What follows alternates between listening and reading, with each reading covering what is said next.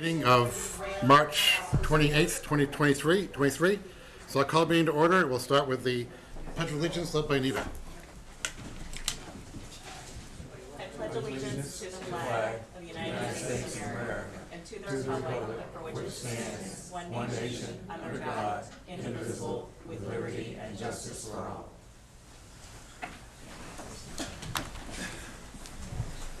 So as you may have guessed, Andrea and Tom are away this evening, so there's a smaller board than usual, and I'm acting as chair for Andrea. And on open forum and announcements, I had two that I wanted to mention. First of all is normally we do a recap of town meeting on tonight with only three of us here. It made sense to wait until our April meeting for that. So I know the resolution's passed. We're not ignoring you. It will get discussed, but we're going to wait till we have a full board. And secondly, in terms of the town meeting, I wanted to thank a lot of people, and I will forget names, so I'm going to say first is thanks to Kristen as her first town meeting. It went off flawlessly. Everything worked, and just been brought without naming names, thanks to all of the staff that were always prepared, had the questions, answers ready for questions. To our staff at Westford Academy, everything worked. You know, it was great. Angela, great food truck. You know, on a cold, miserable day, comfort food was perfect. Thanks to WCAT for airing it. And if I forgot anybody, it's on me. So I apologize for that. Anybody else with open forum announcements? We do have Mr. Clay remotely, good. so Welcome, Tom. we'll be taking roll call votes. So our first order of business, apart from that, is a joint meeting with the school committee and the town moderator to appoint one representative to the Neshoba Valley Technical High School Committee. This is by charter a moderator function, so we're going to invite Angela to, however she wants to do it, I guess, take the mic and run the joint voice from. Oh, I'll just do it from here. So thank you. And before we open the joint meeting, I just wanted to thank Ron DeShane, who's retiring and has been serving in this position that we're filling tonight. I believe he's been serving that position for about 12 years now, so we owe him thanks for those 12 years. That being done, we'll go ahead and open the joint meeting of the Westford School Committee and the Westford Board of Select Board in order to appoint an individual to the open position on the Neshoba Valley Technical School Committee. We've had two citizen applications from Alicia Mallon and Manuel. I'm not going to say the name right, so I want to look at it. Manilopoulos. And I'll start by taking nominations from the floor. Could we just state who is in the room for the school committee, just so for minute-taking purposes? And I know there's one member remotely as well. Just want to make sure we have everyone covered from the school committee. Sure. So, do you want to do that? Sure. We have Chris Sanders. Do you want to come to the mic? I'm sorry, just so people at home can hear. For the school committee, we have Chris Sanders, Valerie Young, Gloria Miller, Catherine Clear. Is that it? And Sean, yes, and virtually on Zoom we have Sean Kelly. Thank you. Hi, everyone. Hi, Sean. All right. So then we'll go to nominations from the floor. John? I nominate Manny Manilopoulos. Okay. And are there any other nominations? Gloria? I nominate Alicia Mallon. Are there any other nominations from the floor? All right, seeing none, we have two nominations from the two individuals who submitted citizen activity forms. So let's have each of them come up and maybe sit at the desk here. Alicia, do you want to start? Sure.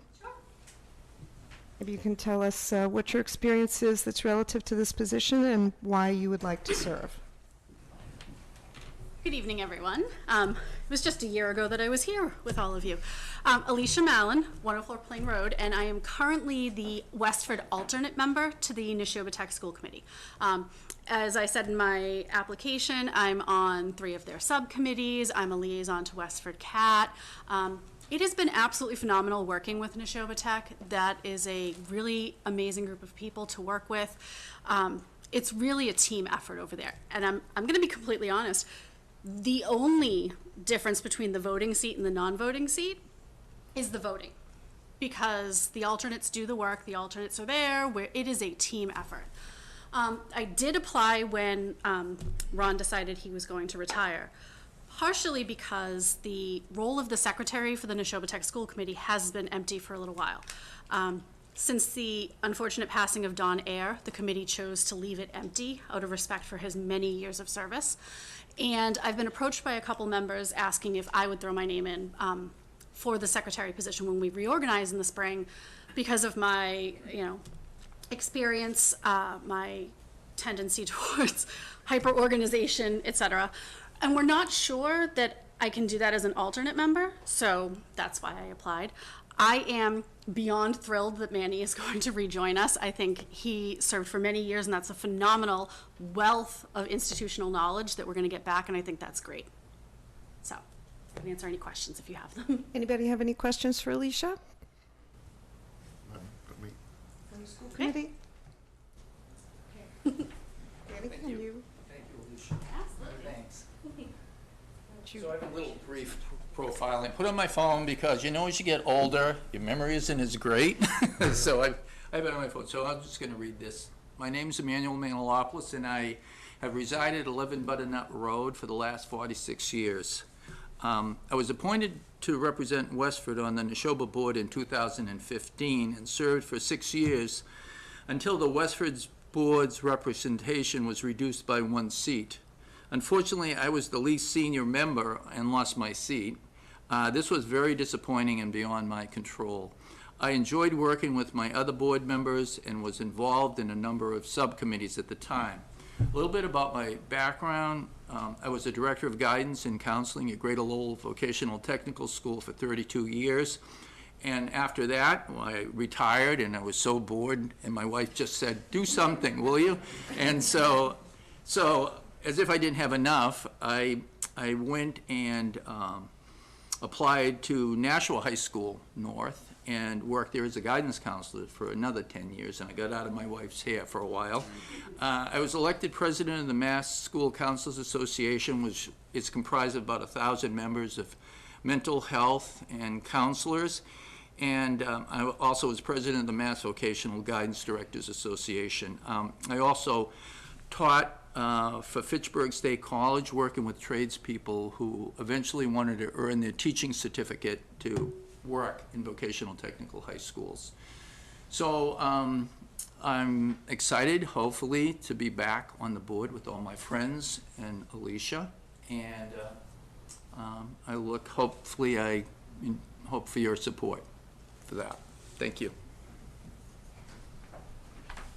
Does the board have any questions for, anybody have any Not questions? for me. School committee?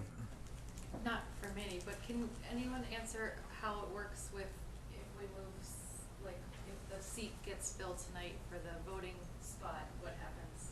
We'll have to have another meeting so I think what you're asking is if Alicia moves into the voting position, can we also vote for the alternate position tonight? And the answer is no, because we really haven't advertised it. It wasn't publicized on this agenda for the select board either. So if that were to happen at the next meeting, I believe, in April, we'll set up yet another hearing, yet another joint hearing Like being together. to appoint the alternate members, and I love being with you too.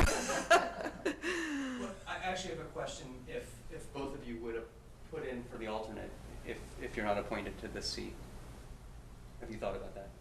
So I think the question is, Alicia, would you continue as alternate if you're not appointed? Absolutely, and there are 2 years left on my appointment. And Manny, I think they're asking if you're not appointed, would you apply for the alternate position? I'd rather not. It's having been on the board. I and just been want to a make sure voting- people, I'm sorry. Oh, I can come back. I should have been making everybody do that. 'Cause Having been on the board and been a voting member for maybe 5 years, I was an alternate for 1 year, and I was a voting member for 5. And it kind of equates to the point when I just feel at that point, being a voting member, I had done my time as an alternate, and earn my way up to be like a voting member. So at this point, I think I'd rather maintain the voting member kind of status, because I already have done the alternate. And when we lost the seat in Westford because of the demographics, I was a voting member for 5 years at that point. Any other questions from either of the boards or the remote members? I haven't forgotten about you. Is there any discussion from the boards? I mean, to me, it's incredibly difficult to have two incumbents, through no fault of their own, but demographics, that we can only pick one. That's, to me, this is the perhaps most difficult decision we've had to make amongst appointees ever in terms of qualifications. So that's my only comment. I don't know, it's a very difficult decision. Anyone else? What he said. All right, well, we'll call for the vote, and we're just going to have the two names, and you'll vote for either one or the other, okay? So we'll... Do we need to do a roll call because we've got members? Yes, we'll have to do that. Just in alphabetical order, those voting in favor of Alicia Mallon, please say aye or raise your hands, and I'll get everybody to speak out loud. Okay, so Tom? Aye. Sean? Aye. Anita? Aye. Scott? Aye. Chris? Aye. Valerie? Aye. Gloria? Aye. Catherine? Aye. So that is 8. Eight. Thank you. Well, if you had clickers, it would be a lot easier. All right. All in favor of Manny, please raise your hands. John? Said hands, plural. To 1. Okay. So Alicia is the new permanent member, full member, and you'll get your appointment letter in the next couple of days, and you need to go down to Town Hall to get sworn in. And yeah. And I hope you reconsider, Manny, and decide to continue with your wealth of knowledge on the board as an alternate member. Now, taking care of all the business, the joint meeting is closed. I'm going to adjourn the school committee. Do I have a motion to adjourn? Second. Moved. Yeah. Sorry. Do I have a second? Second. Okay, all in favor of adjourning? Sean? Aye. I'm an aye. Valerie? Aye. Catherine? Aye. Oh, sorry, Alicia, not Alicia. Gloria? Okay, school committee's adjourned. Thank you. Thank you, Angela. Thank you, school committee. And congratulations, Alicia. Moving on to our next item on the agenda, which is another joint meeting, this time with the Clean Energy and Sustainability Committee, to hear their roadmap for the future. So just again, because we have a diminished board tonight, I don't want us to take any formal votes, but I do want to hear the presentation, want people, the town to hear that and get questions and so forth. But just like expectations, I don't plan to take a vote tonight. Sure, I understand. Thank you. Thank you for having us. I'm Mike Berlinski, Chair of the Clean Energy and Sustainability Committee. We will have probably a mix of members in the room and online. I'm not sure who's managing the virtual platform, but if they could identify and promote to the extent appropriate for a joint meeting. Thank you. Other members of the Clean Energy and Sustainability Committee, that would be great. Is there a way to determine who is of the committee is online? Yes, Eric's doing that right now. He's working on that right now, yeah. Great. I'm back here doing that, Mike. Okay, great, thanks. Let's just continue with who else is in the room. I'll let you all introduce yourselves. Beth Perkins, member of Clean Energy and Sustainability, and I led the effort to develop the roadmap. Sue Thomas, Sustainability Coordinator, former member of Clean Energy and Sustainability Committee, and involved in the roadmap development. Jerry is here. Yep, thanks. And Mark Tignell is here. Right, so we do have those two great other members in the room. I see Matt Rieger online. Great, thank you. And Tom Teller, great. So I count at least We have a 6 quorum. total, so that would be a quorum for us. Thank you. So if there's anyone else online, that's great. Otherwise, I can proceed, if that's okay. Great, thank you. So we'll give a short presentation, and then we'll have a discussion. If you could go to the next slide, please. We are here to discuss our climate roadmap. It is version 2.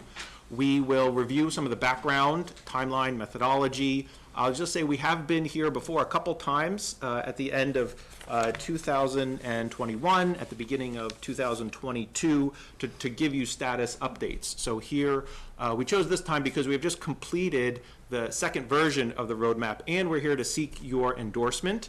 And I'll just say, by that we mean we're looking for your acknowledgement and support. We are not looking for a holistic approval or pre-approval of everything that we've thought of or may think of, right? So it's really just, do you acknowledge and support this as a roadmap to guide the town to its goal? And we'll talk about that. And we were charged by you to do just that. Also, we think it would be great to have a liaison from the select board to our committee. You go to the next slide, please. So as background, at town meeting, the town established a goal of achieving net zero for greenhouse gas emissions by 2050. And this is in line with the state goal and national goals as well. And our committee was charged to develop a plan to guide the town towards that. And that's what our roadmap is. If you go to the next slide, please. So we've been doing this for about 2 years since we were charged. We formed a subcommittee, as Beth said, she was the chair of that. We've created 2 versions of the roadmap. They are available on the town website, and there are links here.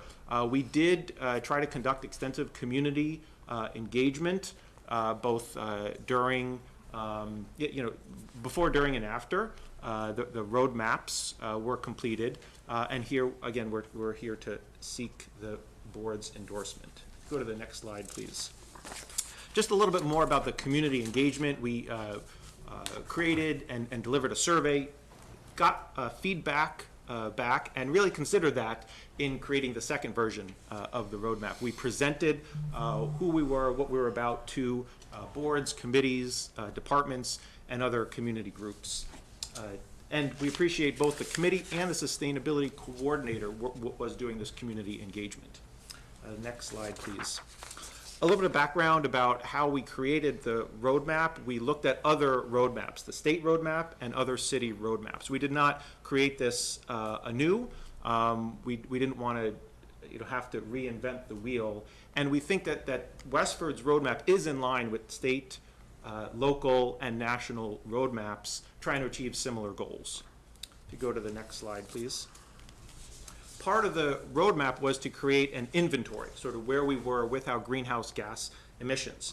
And there is a graph on the next slide that I'll pause at, but just to highlight that buildings make up a majority of the carbon footprint, and transportation segment is a close second. So the next slide has a graph with the greenhouse gas inventory. And I'm not going to go through all the different pieces, but just want to highlight the different segments or sectors. So it's residential, commercial, and municipal. And you'll see the different breakout between buildings and transportation, waste, and others. So we really feel the need to address all those 3 different sectors between residential, commercial, and municipal. If you go to the next slide, please. So how do we do that? So this is from the state roadmap, and it's focusing on the pillars of decarbonization, and it's end-use energy, decarbonizing buildings and vehicles, really maximizing energy efficiency in buildings, decarbonizing the energy supply, and also working on carbon sequestration and trying to get the carbon out of the air. Any carbon that is emitted, then get it out of the air. Okay, next slide, please. So just a little bit about what's different in version 2, just at a high level. We really tried to incorporate feedback that we got from stakeholders. We tried to make some of the goals a little more specific, some of the targets a little more specific where we could, but also maintain some flexibility. And we really wanted to identify the responsible parties for each of the goals. And that can involve a lead agency or organization, department, person, as well as supporting groups for each goal. Next slide, please. So now we'll go through some of our highest priority goals, and we've grouped them sort of by slides. So the first one, and this really is the number one issue, is maximize funding. That is our recommendation to the town, is there is an unprecedented amount of funding available from the state and the federal government. There was a climate law passed at the state last year, as well as 2 major laws at the federal level, the Infrastructure Act and Inflation Reduction Act. And there is a lot of money that is available to states and municipalities for these kinds of efforts to decarbonize, increase clean energy, energy efficiency, and touching the different sectors. And we think that really making sure that the town has that awareness and the resources to go after it. And really the main item for that would be to secure a permanent full-time sustainability coordinator. So we appreciate all the work that Sue has done and having some funding for the sustainability coordinator, but really we think that resource can really help the town maximize the external funding that's available. Okay, next slide, please. So for decarbonizing the energy supply, we think focusing on the Westford POP program for the electric aggregation is a great target, and because that's open to residents and small businesses. Also is focusing on the municipal energy supply and trying to green that even further, and then also trying to increase the amount of local clean energy generation in town, getting solar on more buildings, exploring ground mount solar, just those types of clean energy resources, and really trying to implement more than what we currently have. So that's really a quick summary of the energy supply item. So we go to the next slide, please. Next would be focus on buildings. And really it's first knowing that we'll have new municipal building projects and making sure that they follow the guidelines that we developed to have sustainable buildings. And one example would be the new library expansion. We appreciate the collaboration with those groups, and we think that it can be a green building and can help lower energy use, lower associated emissions, and save operating costs in doing so. Also, we think it would be great to complete a comprehensive audit of the municipal building portfolio, looking at energy efficiency and ways to implement clean energy generation. And also, I think it's great to also help homeowners and business owners take advantage of mass save programs and incentives. And I actually just had a home energy audit through Mass Save, and I was impressed that I am able to take advantage of the program, and Mass Save will pay for 75% of the cost of some measures. I will end up saving hundreds of dollars a month when I implement these measures. There is a payback period of about 2 years for the measures that were available for my house. So I'm really blown away by that. And I think we all need to get the word out to residents, businesses, alongside working on our municipal building supply. All right, next slide, please. And also, as we said, transportation is a big part of the greenhouse gas inventory. So working on the vehicles, both electric vehicles and plug-in hybrid vehicles, targeting both residents, commercial fleets, and the municipal fleet. And we think in the municipal fleet, we appreciate all the purchases that have been done and the consideration of new purchases. And also thinking about the school fleet and especially school buses. We think that is a really interesting target to further clean the vehicle fleet, and electric school buses would be a really exciting segment to look into. And also, we have to work on the EV charging infrastructure and make sure that it works for all the different vehicles in town, both in the municipal fleet and in the private sector. Next slide, please. And we have to preserve Westford's natural resources. And this is working on developing waste reduction goals. We have to preserve the trees because emissions reductions alone will not get us to net zero. Okay, and then next slide, please. And finally, we want to support the school sustainability goals. We appreciate the collaboration with school department and school committee, and we think we really want to support their efforts and help that effort get the town to its goal. Okay, and the last slide, please. So again, we're happy to answer any questions, discuss. We do seek your endorsement, and we would love to have a liaison to our committee. Thank you. And Beth and Sue, did you want to add anything? You did a great job. I went as fast as I could. You Sorry if did. it was too fast. Great. Yes. Thank you for your attention. Good job. I guess I would just add that Westford Select Board would not be the first select board to endorse a roadmap or a climate plan. Arlington Select Board endorsed theirs in 2017, Winchester in 2020. I'm not sure the date of Concord, and there are several other towns that I could go through, but this is not an unusual action for a select board to take. Thanks. Thanks, everybody. I guess comments from the board. I mean, Tom, I know you've got your hand up, and you're the most remote, I think, possible on the planet. So, welcome from wherever you are in China. But if you want to make your remarks first. Yeah, I'm in Shenzhen, and I hope that the internet stays connected.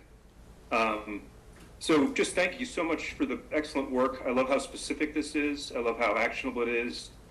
And I know I agree with Scott that it'd be better if we're all together before we take a vote. But I do hope that we can get this sort of broken into pieces on our agenda so we can get sort of specific about, actions that we can take. Also, sort of related, I'd love to get an update on the Amoresco project and have a little bit of articulated discussion around solar panels, just in general, sort of what are we thinking about as part of that program and other opportunities we should develop plans for.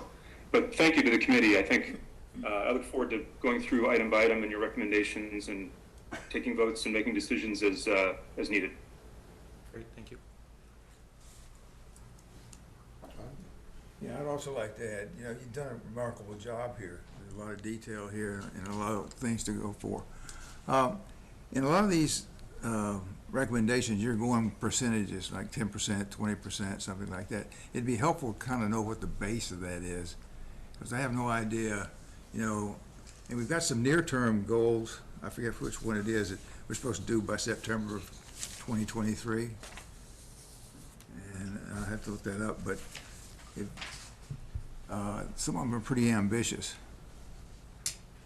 Right, good point. Appreciate that. Did you want to say anything specific to that? But I appreciate your point about benefiting from some baseline values with any percent change. I think when we were coming up with the percentages, we were also looking at where we were. So we're looking at a baseline of 0. And in some cases, we've already moved up the curve. So setting an aggressive goal looks more aggressive when you look at the percentage, when you don't realize from a baseline of not having done anything, the town has already made progress. I'm not sure what the September one was. It probably was something related to a contract that we'll have to have signed by then. But anyway, the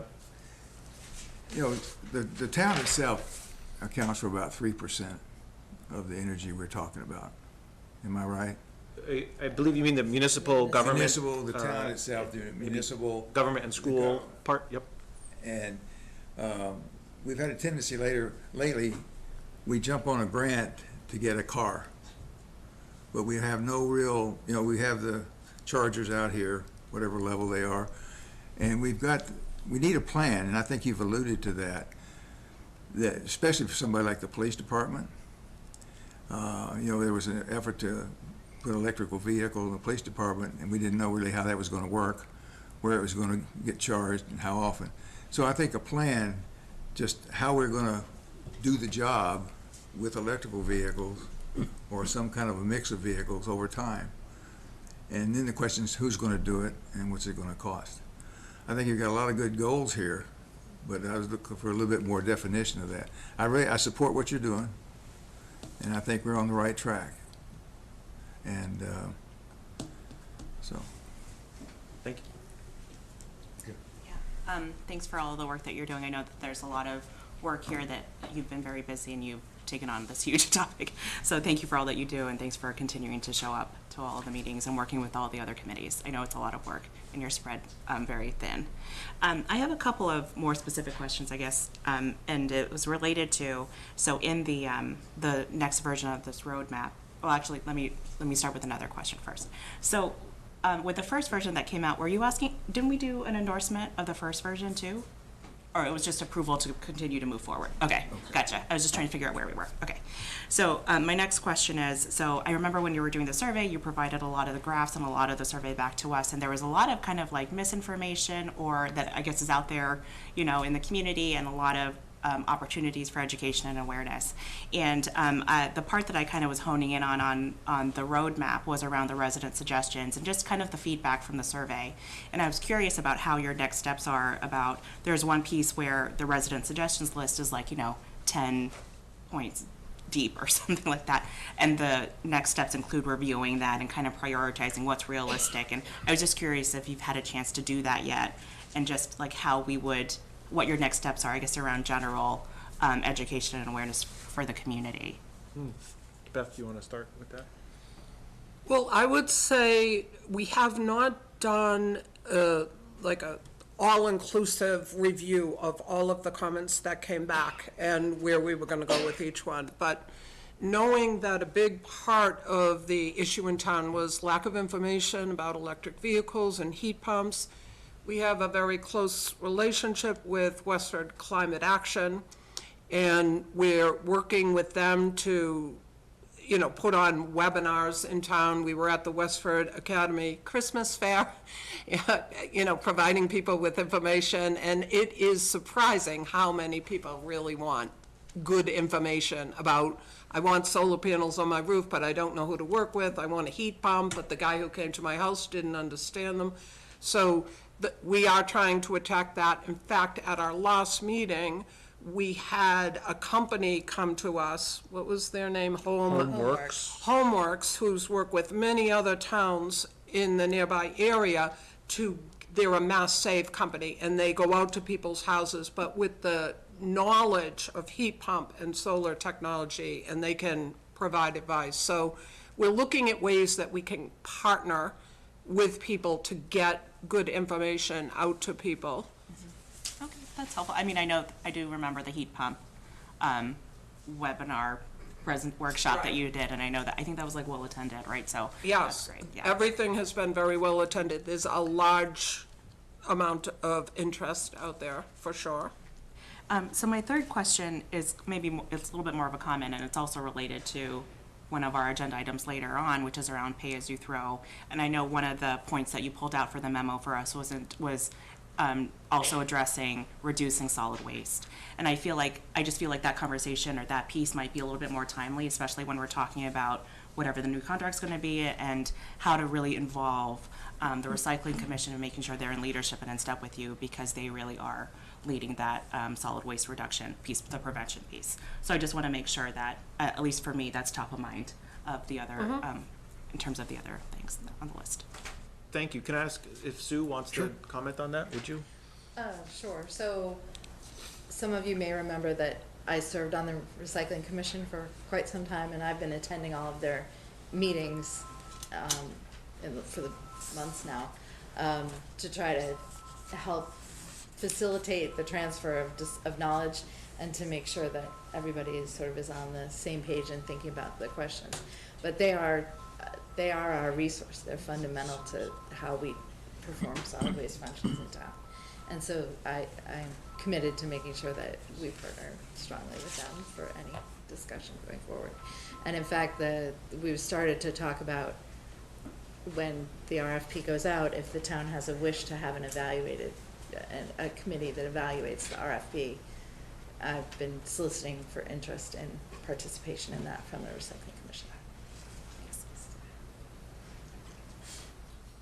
Okay, so I guess to close for our board, so I think, I'm actually inclined to think there should be a select board delegate to your committee. I mean, we have them on other committees which are, and there's a lot of financial potential here, I think it makes sense.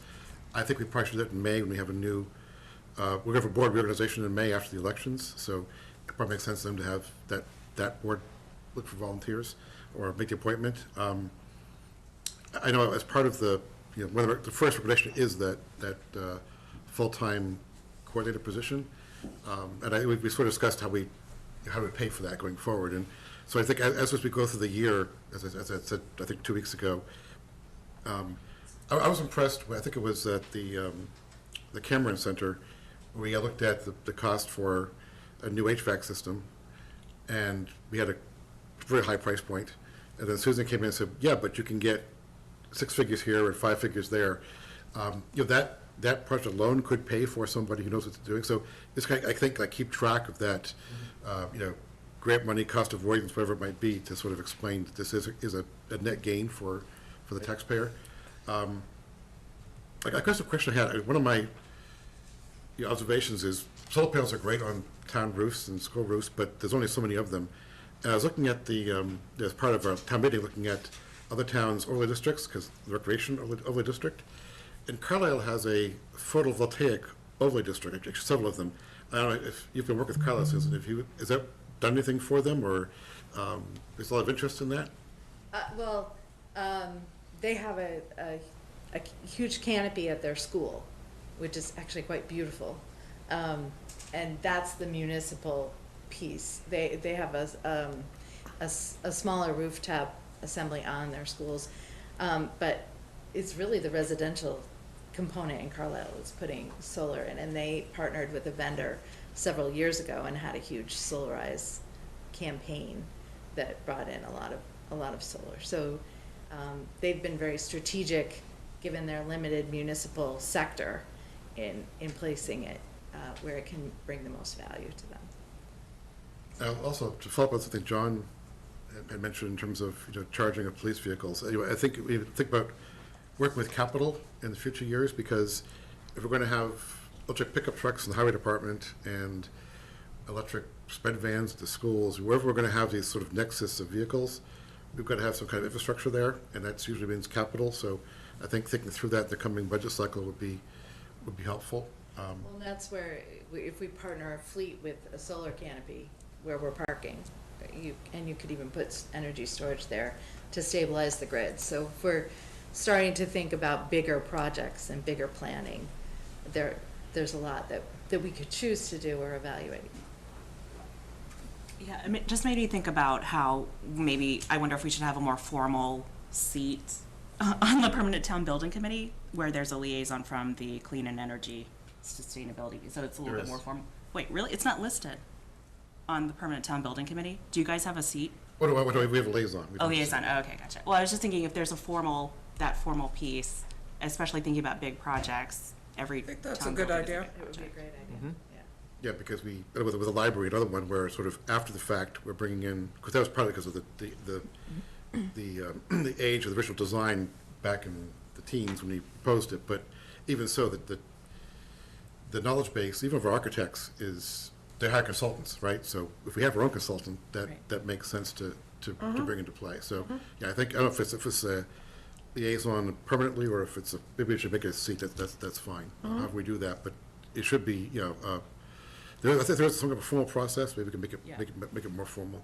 Right, can I just say, we've had working groups, sort of informal working groups between our committee and Permanent Town Building Committee, and I do appreciate that point, and we would love to have, more formal relationships and efforts and areas of focus, sure. Yeah, because it would be better to get ahead.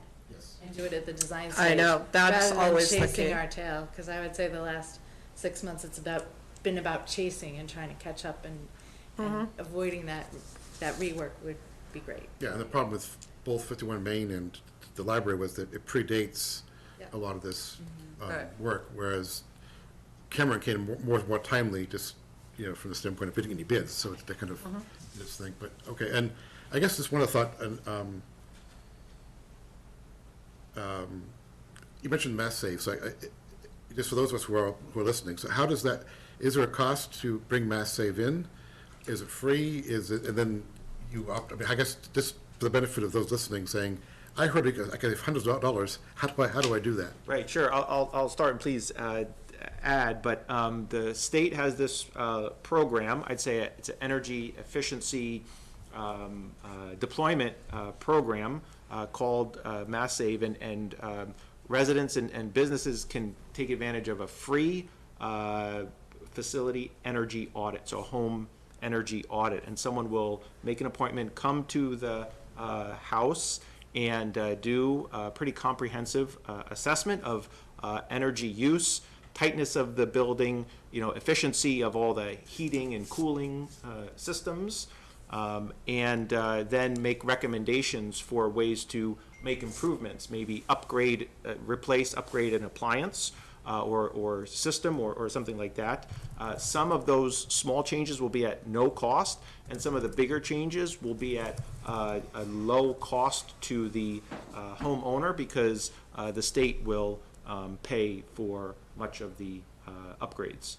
So do you want to add anything about that? Program is divided up by sector. So while most of us are most familiar with the single homeowner calling Mass Save, there's a multi homeowner, if you have 1 to 4 units, or if you have a larger multifamily development, there are programs for that. There are programs for affordable housing. There are Municipal. programs for municipal, and there are programs for business.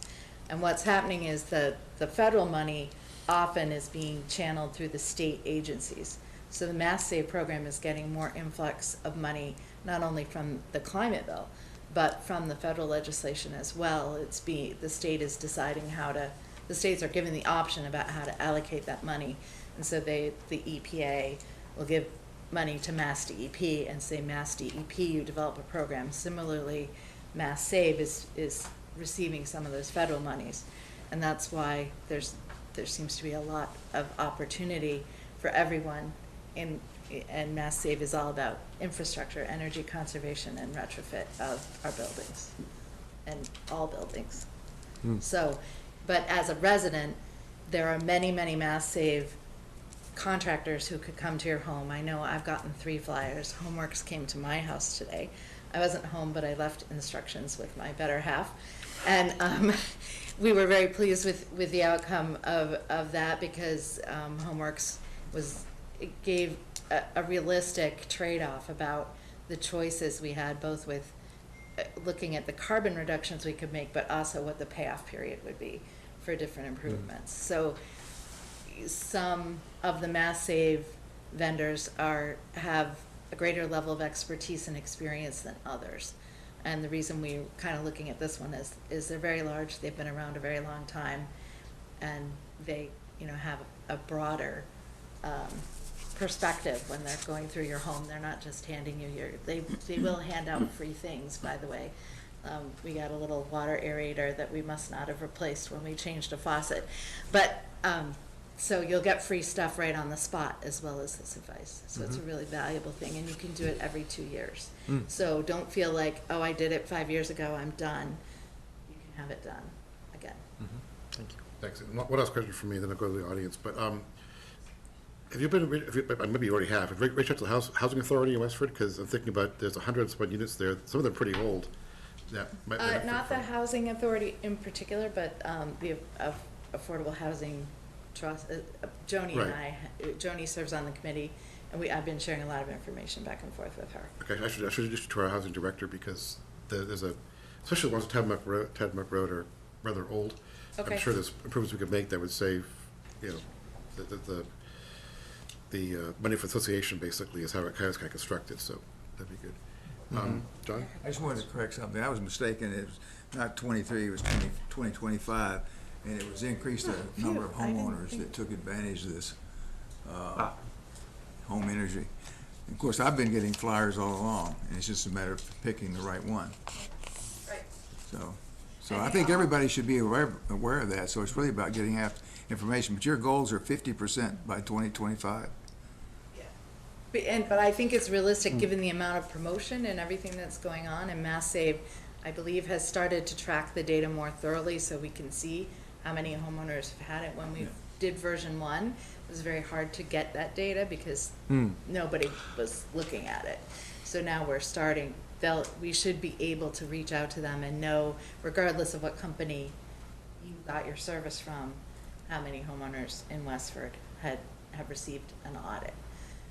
So we're hoping that we can create kind of a dashboard and be able to track that. And given the influx of activity, if we can continue to get the word out to everyone, there's no reason why a resident of any type shouldn't have them come in. It's easy. And I scheduled ours, I don't know how long ago you scheduled yours. I think I only scheduled mine like 3 weeks ago. So you're not waiting forever in a queue. Right, for me, it was on the order of weeks to have it done, yeah.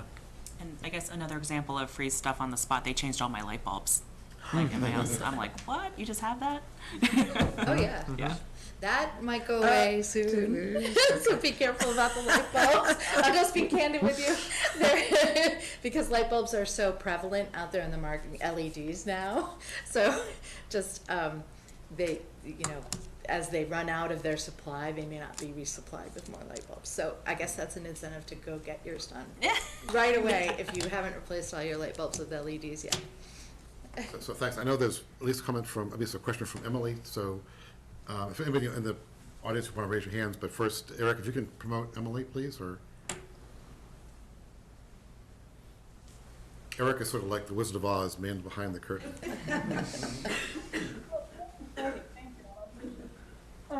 Emily, 9 Texas Road. I just wanted to thank the Clean Energy and Sustainability for all this work that they've been doing for years and years, including my husband.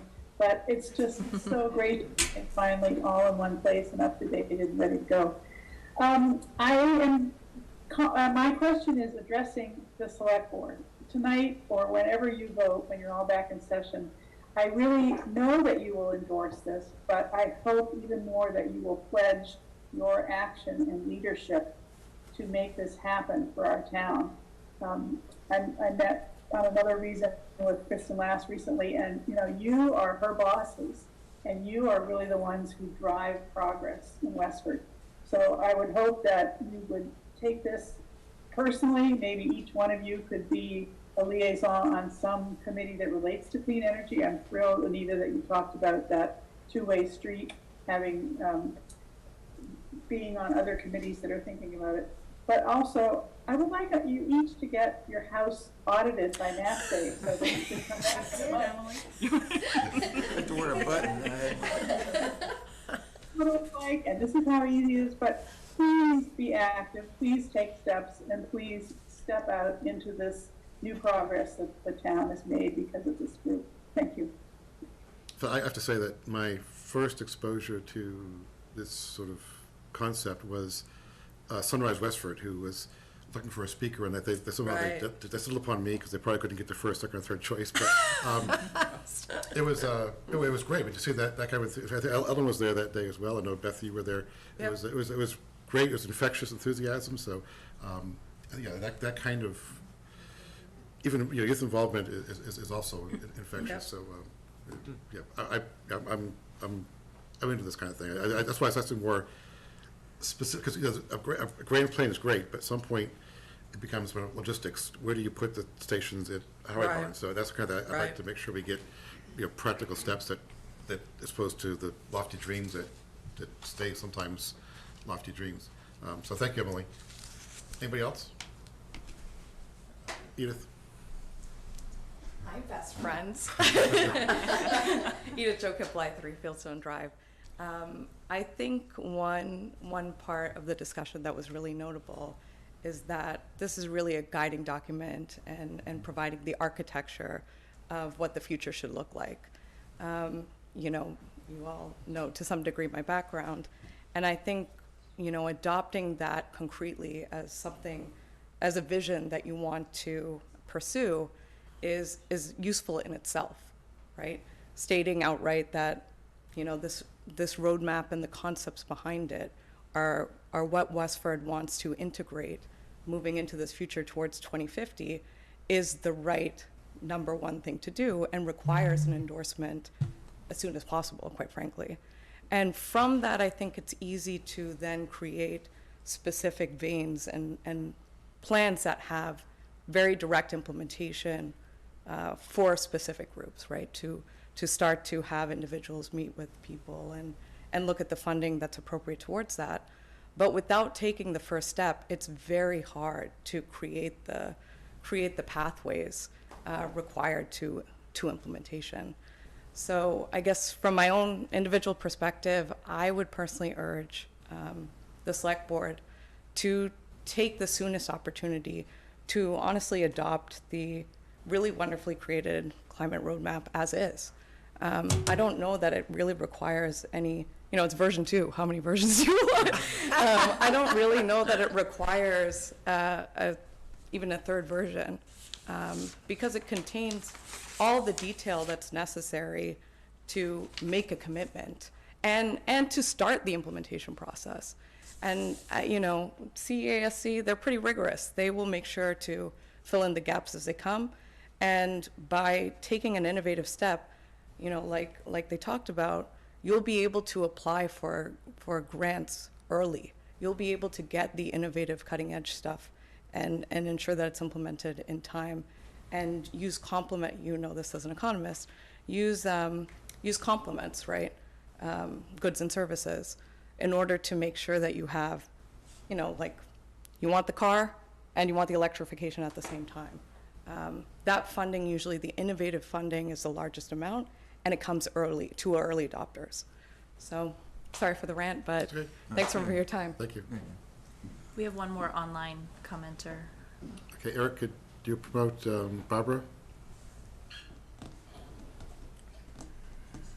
Well, I do want to thank the Clean Energy Committee to the max for all their work. And now what I really want to do is urge the select board to endorse this roadmap for the sake of our community and, of course, our posterity. But I want to go back to why we're doing this and point out that just a little over a week ago, on March 19th, the UN's Intergovernmental Panel on Climate Change, which we know is the IPCC, put out the 6th of their panel reports. And again, this is why we're doing this. Climate change is a threat to human well-being and planetary health. I'm reading some of the brief pieces from that report. There's a rapidly closing window of opportunity to secure a livable and sustainable future.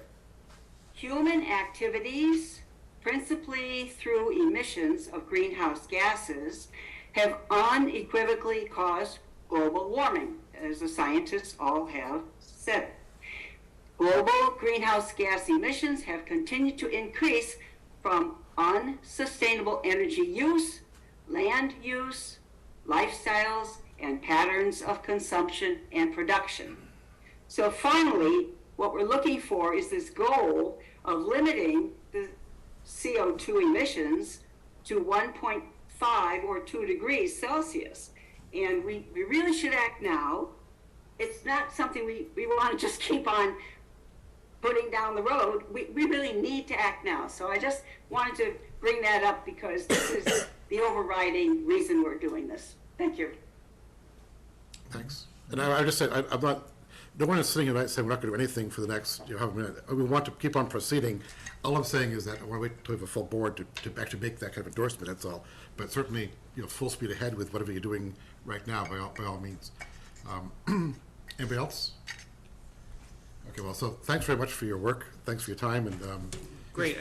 Actually, one more comment is that we do have openings on our committee. So I just wanted to mention that and welcome, any applications, as well as folks who want to help but not join the committee. We welcome other volunteers. We're happy to put people to work. Thank you. How many openings do you have? Yes, we have 3 openings. Out of how Yes, Bigger out of 11 full-time spots plus 1 alternate spot. Yep, so 12 total there. Yep. So if you're watching from home, go to our website, find the Yeah. application form for citizens' activities, fill it out, and Thank you. and Or you'll be- call one of us. yeah. Thank you very much And click a for lot of your time. committees, not just one. Yeah. Yeah, Thank you very So- much. So with that, should we adjourn Yes. our committee, right? So I make a motion that we adjourn the Clean Energy and Sustainability Committee meeting. Do we have a second? Second.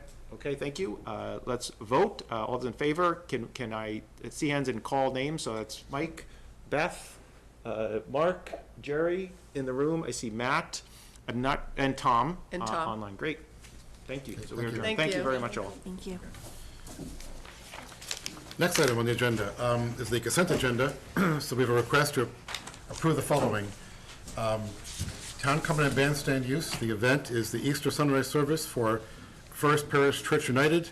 Applicant is First Parish Church United for April 9th, 2023, 6:45 to 7:30 a.m.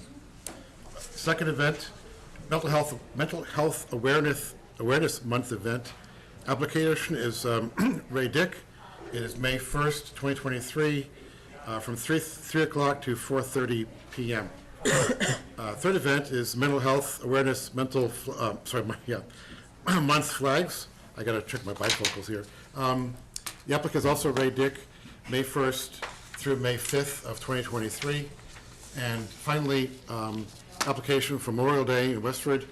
Ryan Cobley, Veterans Service Officer, is our applicant. It'll be May 28th, and from 8 a.m. to 2 p.m. Is there a motion to approve, subject to public safety recommendations? So moved. I'd like to vote separately, Okay. actually. Or I'd like to have a discussion. Okay. Maybe Of instead. which? On the mental health awareness event Okay, and so. flags. Okay, so let's just do Easter service and Memorial Day first. So would you second that one? Yes. Okay, so all in favor, Tom? Aye. John? Aye. Anita? Aye. And I'm an aye, so that takes care of that, okay, so yeah, Anita, you're, Yeah, thank you. I just had some questions, actually, and I know that Ray and Nicole are online and can join us for the Mental Health Awareness Month event on May 1st, and also the flags, just because I know that there were some changes and stuff earlier today, and I just kind of wanted to get everyone on the same page of what exactly the ask is, what the event is, and what you're planning on, or what the plan is to have displayed for that first few days in May. Sure, hi, this is Ray. Hi, thank you so much for having me. I was asked to speak on our Mental Health Awareness Month event for this evening. And what we're requesting is approval to put a sandwich board for the first week in May. We're also requesting to have an event, a ceremony, if you will, on the Common for May 1st to honor Mental Health Awareness Month. We are asking to display 40 mental health awareness flags that are about 12 inches or less on the Common. That will total about 45 flags. We're also asking to put out some short poster boards, if you will, that stick in with 2 stakes that will have some educational material information on it, for instance, the 988 suicide awareness line, and where folks can get more resources. As far as the event on May 1st, that's a half-an-hour ceremony where we would have our proclamation, which I know is on the agenda for later on, and also a resource table out there for folks who would like to attend and receive any resources. Thanks, Ray. Thank you. Sure. yep. Okay. Yeah, that'd be good. So I guess there was some confusion, or there was some changes and stuff regarding the flags. Can you talk more about that and what those flags look like? Sure. So the flags are green. They are 3 shades of green. They are an official national mental health awareness flag. Originally, our ask was to post a picture board, if you will, next to each flag, similar to the veterans, and working with some of our nonprofit groups here that represents suicide awareness. We were at first considering putting pictures of folks that had passed from mental health and suicide and received approval from families. But that has since changed, and we've taken in consideration of residents, the schools, working with our mental health committee and taking back feedback. And so at this point, we're just requesting the flags only, no pictures. Okay, so just to confirm, is that idea about bringing the photos back under consideration? I'm sorry, I didn't catch that. So the idea where you were going to post pictures, is that idea still under consideration to bring back?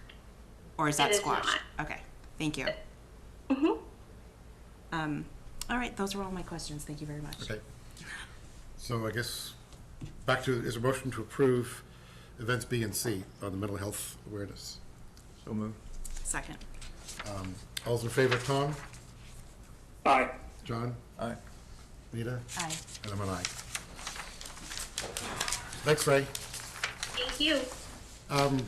On to older new business. First item, request to approve Middlesex County Retirement Board approval for one-time COLA retiree adjustment, and I know it requires a board vote. Kristen, can you explain more about why we're doing it? Absolutely. So the Middlesex County Retirement has, their board has asked that the area or the member communities, select boards vote on a one-time cost of living adjustment from 3% to 5% to go into effect fiscal year 26, I believe.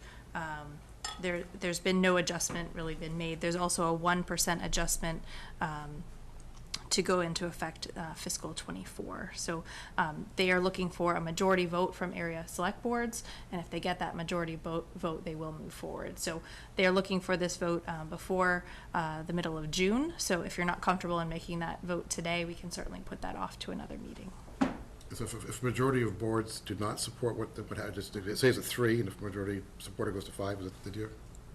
No, I'm sorry, say that again. I guess by June, if majority of the boards support this, does the retirement system raise the COLA, or is it town by town based No, upon the our votes? retirement system would raise the COLA. It is not town by town. That's what I thought, okay. Yeah. So no impact on the budget, our budget? A very small, minimal adjustment. Okay. Any other comments? Tom? Maybe we lost Tom. He I had think to I'd leave drop at 8. off at 8 o'clock. Any comments from the public? I don't see anybody online. Okay, so is there a motion to approve the request from the Middlesex County Retirement Board for a one-time COLA retirement adjustment? So moved. Second. Actually, without Tom, all in favor? Just raise your hand. Okay, yeah. Okay. Thanks. That's a 3-0. We have a report from the town meeting committee remote participation work group. And Tom, I see you patiently waiting for us, so welcome. Good evening. My name is Tom Barry, and I'm the chair of the remote participation subgroup, which is a subgroup to the Access to Town Meeting Committee, which is chaired by Diane Wood. All right, if we join. Yep, oh yeah, by all means. Might as well. Thank you, guys. In the remote participation subgroup, there's only 3 of us, myself, Eric Babamingo, and Steve Edwards, who you're probably familiar with both. So about 18 months ago, we started the Access to Town Meeting Committee, and the group split into 3 subgroups. The primary goal of all 3 subgroups was to encourage attendance and increase participation at Westford town meetings. Further, the goal of the remote participation group was to increase participation by electronic means or by some method other than physical presence at the meeting. So the first thing that we did, under the leadership of Angela Harkness and with the assistance of Mike Wells, was look into the electronic voting tabulators And as you all know, we've now had 3 meetings with those, and I think they work fabulous. They have sped up the meetings, given us a lot of privacy, and people seem to have taken very well to them.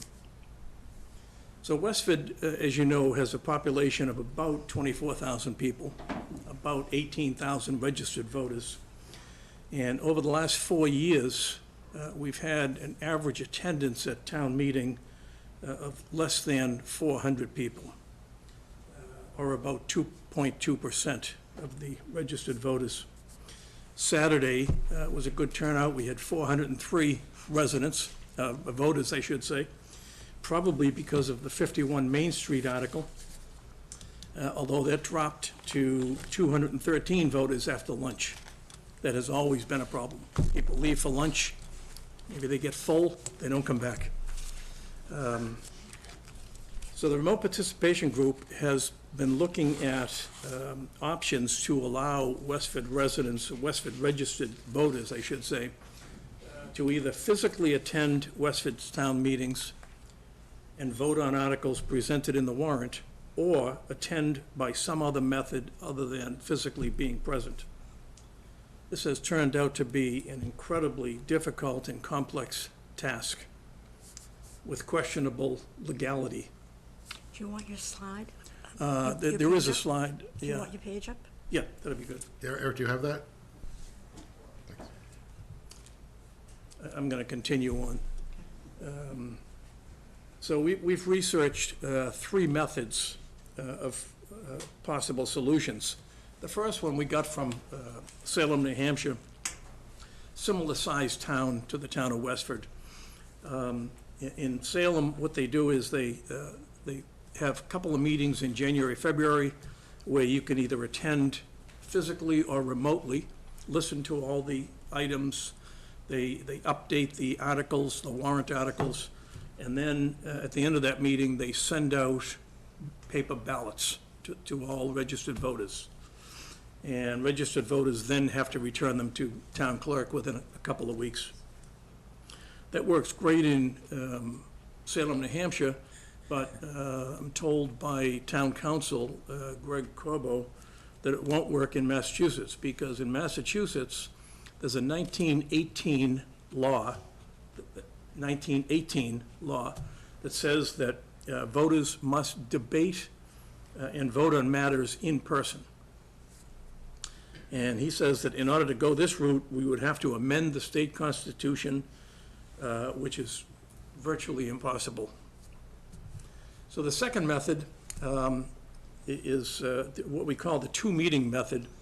Residents would physically go to attend town meeting or listen remotely to the motions being made. Discussions would take place, amendments and so forth would be made, and final wording of each article would be developed. Just before you vote on each article, we would pause the meeting. So at the end of that day, we would pause the meeting, have put together a second night of residents getting together strictly for voting. So that allows people to, to monitor the articles from home, on TV or online, and then simply go the second night and vote. That saves them, I don't know, 5-6 hours of listening to a lot of the articles that they weren't interested in. Greg thinks that's a possibility, but there's no precedent for it. It's very complicated procedures, quorum issues. The cost would be exorbitant. How many people can you get back a second night? So that became a problem. The third method is currently being used by pursued, I should say, by the town of Wayland. We've had a couple of meetings with Wayland personnel to find out what they're doing. They've shared all of their data with us. In 2021, the May town meeting authorized their select board to petition the state legislature to grant them approval, I think it's called the home rule, for electronic voting, remote electronic voting. They had the support of the state representatives, congressmen, and so forth, and they filed in 21. They actually started the process in 19. Wayland now expects a very lengthy process. The petition is in the third reading in Congress right now. So it's gotten through 2 sessions, but it's in the third reading. Once approval is granted to Wayland, if it is granted, they would then work with their software developer, OTI, to develop the software. They don't want to do that ahead of time because it's very expensive to develop software. And if they get rejected, it would be money down the drain. So since, where was I? Yeah, so Wayland is doing this on their own. They were hoping to get a number of other towns to go in with them. Again, we met with them a couple of times, but we have backed off. The obstacles in this method are many. I think they counted up like 100 obstacles that they will have to go through if they get approval to develop the software. Each town would have to do that. So if Westford was interested in doing the same thing, we would have to go through exactly what they're going through. By the end of their process, they will have spent about 5 years from start to finish if they get approval from the state legislature. There's 351 cities and towns in Massachusetts. 262 of those hold open town meeting. Many, if not the vast majority of them, complain of low attendance. I mean, if you look at the data from any of those towns, they're all complaining that they just cannot get their residents to go vote. One of them made a statement that I thought was very interesting. Low attendance can compromise the representativeness of town meeting. And I think we've seen that in Westford. You have a hot issue, those that are very interested in that issue round up the troops and they go and they make sure it either passes or fails, whatever they want. But the low attendance is a major problem in a situation like that. So at this point, the remote participation group would like to suggest that the select board or the town council at their direction prepare and submit a letter to the state of Massachusetts suggesting involvement of the state to work on a solution to low town meeting attendance for all 300 cities and towns, 350 cities and towns. Maybe have some software developed, including electronic remote participation. As most towns throughout Massachusetts experience the same issues as Westford. This is a problem that needs to be addressed at the state level and not by individual towns trying to solve the issue individually, independently. So meanwhile, just 2 other things. Steve Edwards has plans to create a half-hour CAT program to document the research done to date, which can be accessed by residents for information purposes.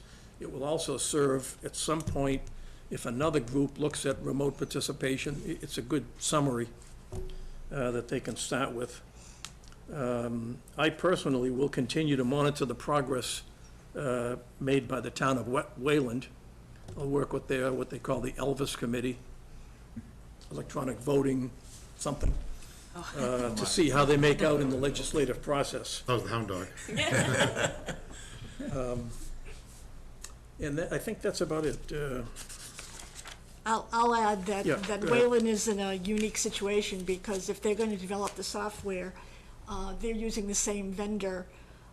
They have contracts with the vendor that provides their clickers. So I saw it Right. I saw it as a handshake. So they use another company, OTI, and they invest thousands and thousands of dollars with OTI already. So if this got passed through the legislature and through town meeting, they would negotiate another contract to develop software. There would be the interface between a home user via the internet and that software, so that somebody could be at home. Because then you have the issue of not everybody has internet and dealing with some of those. So it's a complicated problem. And as Tom said, should be addressed at the state level holistically instead of every town individually trying to solve, whether or not it's via the internet or another way, you know, coming up with a holistic solution at the state level. Yeah, I would guess that many towns are asking the state for help. We've only spent 1.5 years on this, and I can see how difficult it's going to be to get everything passed through the legislature. I mean, if the state worked on it for all cities and towns to utilize the software that the state might develop, I mean, that would be a much better solution. Thanks. That's, I mean, thanks for that. That's a lot of time, and the best thing was the clickers because they were so useful. We had to order more of them, so that tells you how it's. That's right. It's a good problem to have. That's right. John, or need any comments? That thing involving the state's kind of an interesting concept.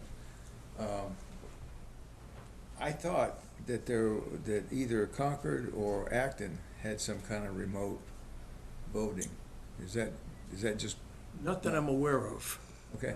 I know when we did the representative town meeting committee about 10 or 12 years ago, we were looking at the same issue. And that was back when we had the town meeting in May, I think it was. Mm-hmm. So it kind of coordinated with the election, May, everything together. And so when we moved it back to March, thinking that was going to increase the participation, it didn't increase it. It changed the demographic a little bit because quite a few of our senior citizens went to Florida. Sure. So when they came back and found out what annual town meeting had done, they made their feelings known at the ballot, which changed. I don't think it changed anything. But we were looking at representative town meeting. I know you weren't thinking about that. We actually talked with Lexington. Lexington has 200 town meeting representatives. And I think it was the first year of the pandemic, they got approval, as other representative town meeting towns got, to use the remote participation, electronic from home. In Lexington, theirs was almost perfect. I think there were 1 or 2 people that didn't have cell phones or something, and they just picked those people up and brought them to a central location. But essentially, the 200 representatives voted with their cell phone. And although it was very complicated to get it set up, it worked almost perfect. And I mean, obviously, we'd have to, boost. I mean, we have a lot more than 200 people, but. Yeah, we'd probably have about 240 at least. Yeah, right. We'd be electing 80 of them every year. Yeah, and yeah. I don't know who's going to step up and do that. But anyway, an interesting concept on that state thing, and that may be the only solution. I mean, at least it's worth a try, I think. Mm-hmm.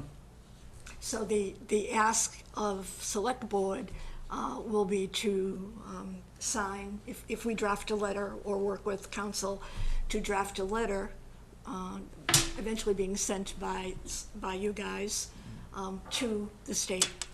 Yeah, what would you expect them to do for us? Again, could you repeat? What would you expect the state to do for us? What actions would they take?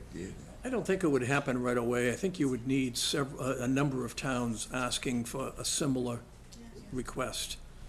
But the state, ultimately, when they start to realize that there are, 262 towns out there, yeah, all trying to figure out how to improve attendance, I would expect that they would put together some type of a IT group or whatever to. We need money and we need help organizing it, Yeah. I think. And I guess we could the state could work through MMA as a focal point organization. But yes, it would need coordination, it would need leadership, so it's not going to be, a top priority for the state, in my humble opinion. Mm-hmm. So it would take some effort, and it would take some coordination, and it would take time for everybody to be on board. Mm-hmm. So I have a few different comments and related directly to what everyone's talking about. But first, I just wanted to say thank you because, Tom, I know you're very passionate about this topic, and I think we share sort of a similar frustration about attendance to a town meeting. So I just really wanted to say thank you for kind of continuing to be committed and dedicated to researching remote options and just seeing what might be available out there. I wanted to mention that there actually is a bill right now that's been filed around remote participation, and it's, of course, I don't know the bill number, but it's actually looking at how to support towns with attendance to town meeting and voting remotely. And it also talks about infrastructure for towns and some sort of funding. But I don't know how successful this bill is going to be, but I just wanted to let you know I can look up and see what the bill number is and pass it around and send it around to people so you can take a look at it. Right. But in general, I know I was talking to someone in Billerica, and I know that's a very different makeup than Westford, but they have a representative town meeting, and they had 40 open spots that nobody wanted to run to be a town rep. So I feel like that was something, that I was like, well, that's not the best thing. And finally, I would support some sort of letter talking about how this is an issue across the state. I don't know exactly what that solution should be because I don't remember what the details of that particular bill, if that's something we would want to support or not. But in general, I agree that it's something at the state level that they should look at together if all of the towns are kind of It's new information. That's good. Yeah. Well, back in the colonies, we had from our country, we had committees of correspondence that made it all kind of work with communications. So we need a modern day committee of correspondence across our towns to get the state to take some action. So if you wanted to draft a letter, by all means, I think because this is the board, is we support that, and Sure. and by all means, if you want to organize other towns. So we'll work on that, right? Yeah. And be in contact with you, Kristen, regarding the We'd drafting certainly letter. want to have Greg Corbel Yeah, take we a may- look at it We at may some want point. some, legal advice Yeah. on how. And the other challenge is that letter would request looking at a holistic solution, but we're not suggesting an actual suggestion because we don't know enough. So it's kind of, thinking through what the actual ask, as one of you said, would be. Yeah, Right? and Unless that bill answers it all. I'm not sure if it does. I Right. don't remember being like, wow, this is the best. Yeah, way too Should good, be- way too easy. Yeah. Should be a second letter to the MMA, Yeah. because realistically, legislature is, we'll write to Jim, right? And he'll respond, but there's a whole bunch more people. So Right. the MMA actually has the firepower to do research and draft legislation. Maybe those ones we should be writing to. You can definitely reach out to them. Or I was going to say also, continue those communications with the towns that you've already researched, and just see who would be willing to be on board with writing a letter together, and then you could sign that one letter all together. Anything else on that? Thanks. And so Diane, you're here, so you're next. That's the next item. part. You're like, now we're going to just. Okay, so remote participation was the last, the last topic that we had not tied out. So Tom's presentation with the options and some of the action items that we just spoke about kind of rounds out the access to town meeting committee. And I put before you the request to disband the committee. Eric, can you bring up that sheet, that slide, or the disbanding? Yeah, let me just pull it up just a second. Sorry about that.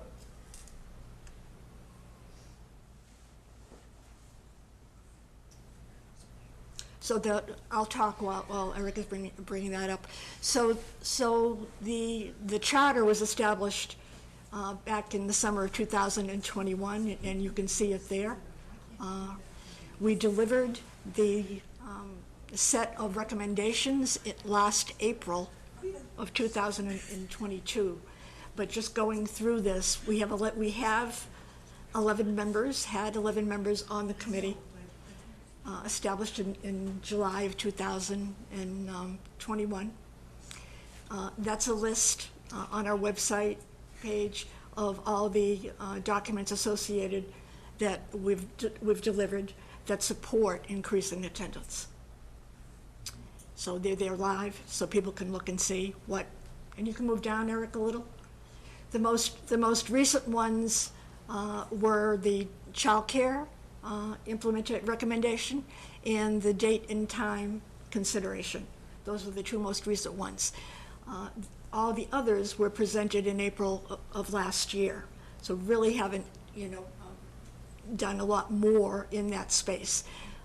From this last town meeting, the childcare seemed to be very successful.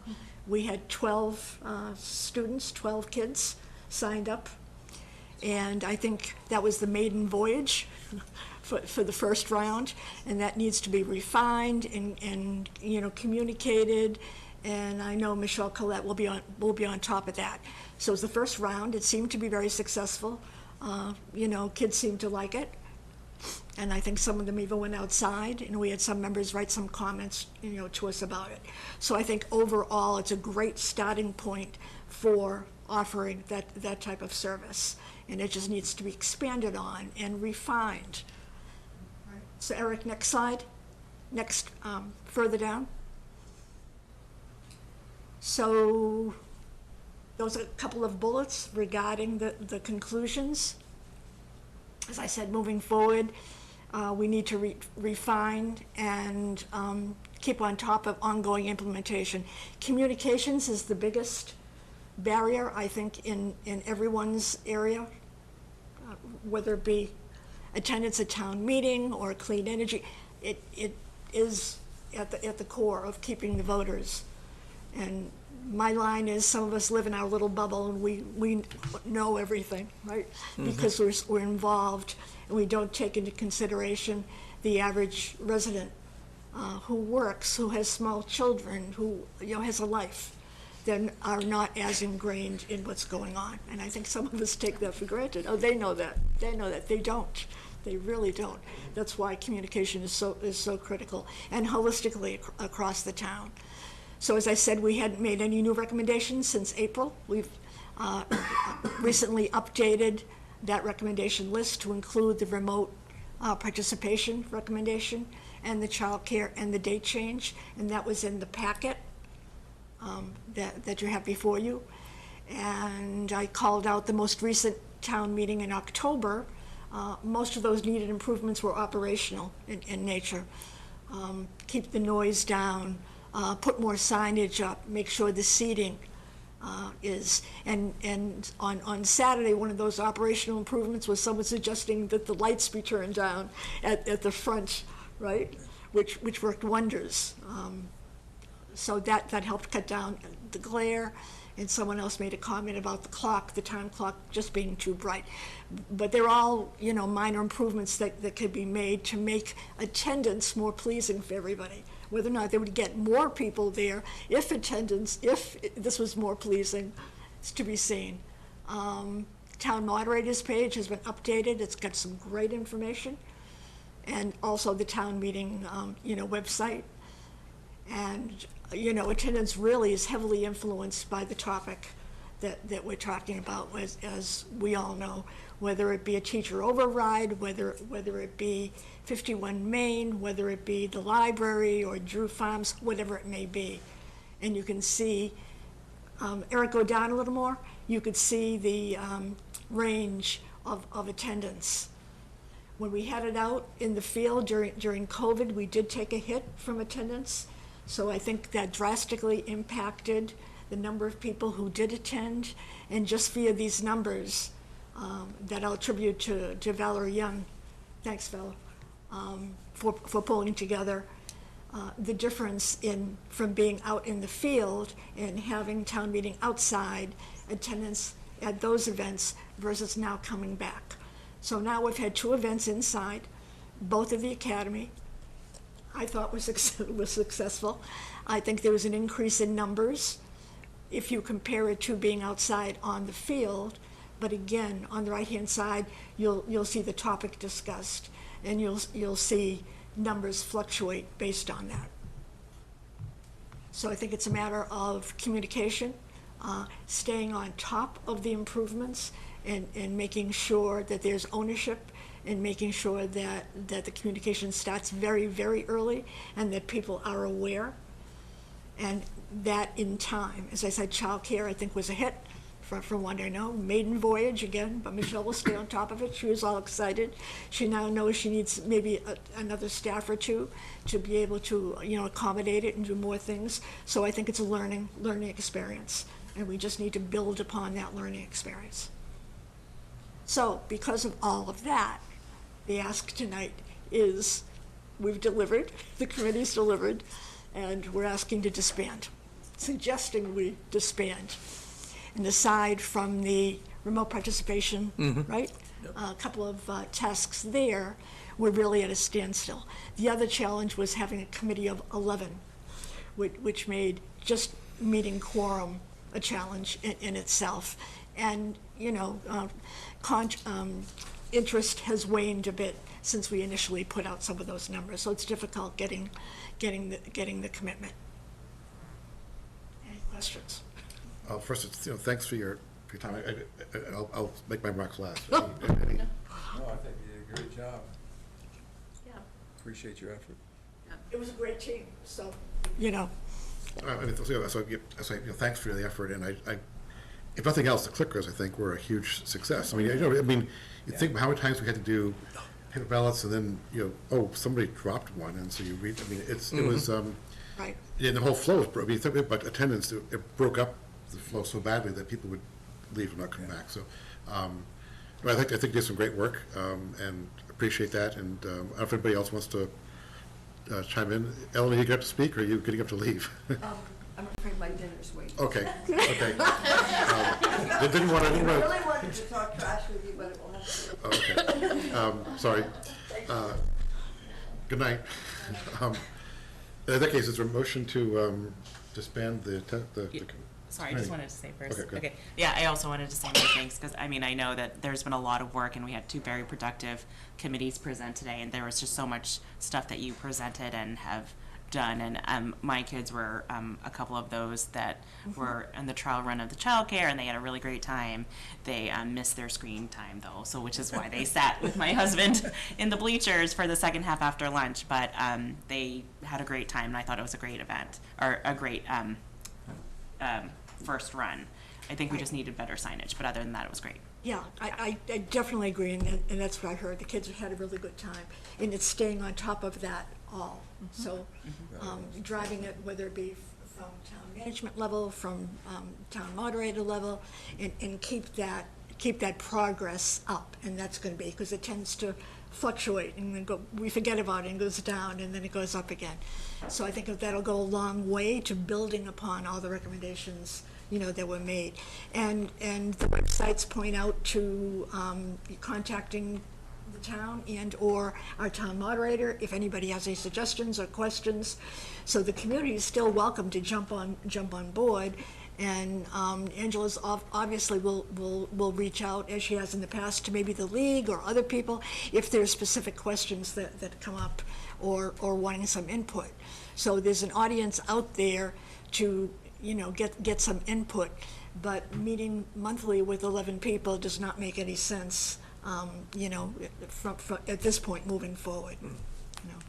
Valerie, I think you wanted to. Yeah, I just wanted to, Valerie Young, former Ian Drive, and a member of the Access to Town Meeting Committee. And I just wanted to applaud Diane as chair.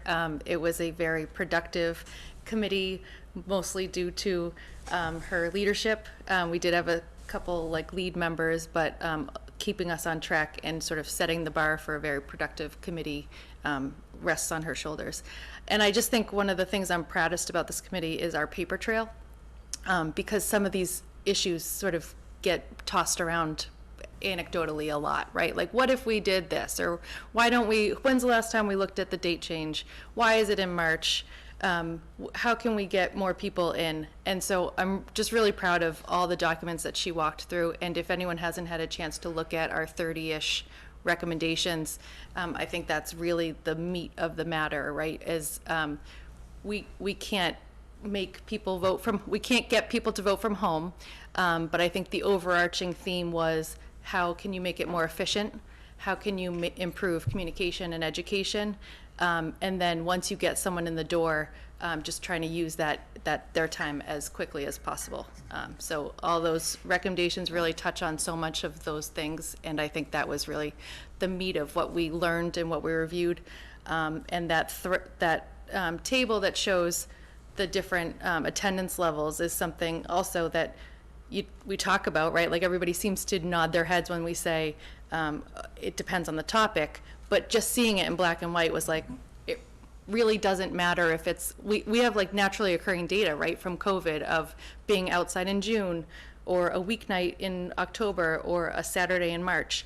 And you can see that it kind of doesn't matter. It's all about the topic. So we ended up not making a recommendation on when to hold it because it just depends on what you're talking about. So anyway, thank you. So is there a motion to Disband. disband with our gratitude? Motion to disband with our gratitude. Reluctantly second. All in favor? Thank you. And Thank you. you are disbanded.